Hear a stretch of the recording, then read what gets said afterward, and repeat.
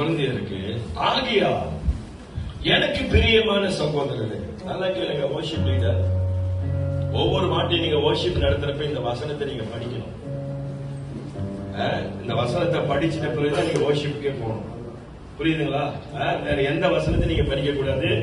இந்த வாக்குத்தத்த வசனத்தை மட்டும் நீங்க படிச்சு ஜனங்கள் எல்லாரையும் நீங்க சொல்லிட்டு பிற்பாடு நீங்க worshipக்கு போகணும். ஆமென் சொல்லுங்களேன்.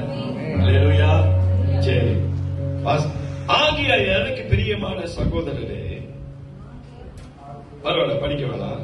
அவர் சொல்றாரு, அப்போஸ்தலன் பவுல் கொரிந்தியர் சொல்றாரு, கர்த்தருக்குள் நீங்க படுகிற பிரயாசம் விரதமா இருக்காது என்று. அப்ப சொல்ற, நீ படுகிற பிரயாசம் அது விரதமா இருக்காதுன்ற.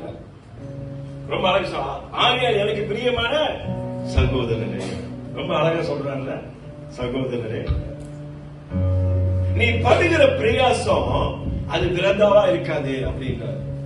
அப்படின்னா அது வீண் போகாது அப்படின்றார்.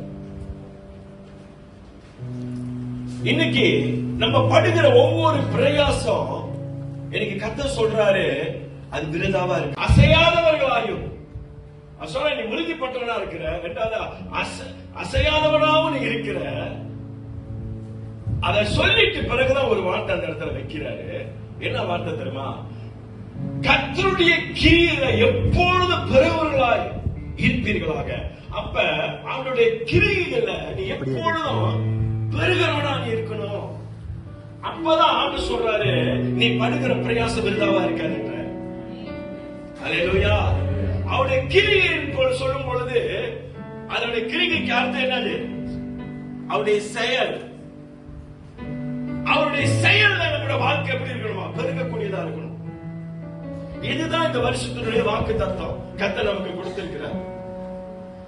இன்னைக்கு அவருடைய செயல் ரொம்ப முக்கியம். இன்னைக்கு நம்ம தேவனுக்காக செய்கிற ஒவ்வொரு காரியங்களை கர்த்தர் பார்க்கிறார். அதுதான் செயல்.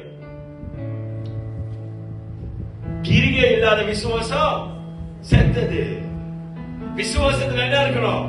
கிரியை இருக்கணும். அல்லேலூயா. இன்னைக்கு அதே போல இன்னைக்கு நம்முடைய ஆவிக்குரிய வாழ்க்கையில கர்த்தர் எதிர்பார்க்கிறது என்ன தெரியுமா? அவருடைய கிரியை, அவருடைய செயல், நடைமுறை வாழ்க்கை ரொம்ப முக்கியம். இன்னைக்கு நம்ம தேவனுக்காக செய்கிற காரியம்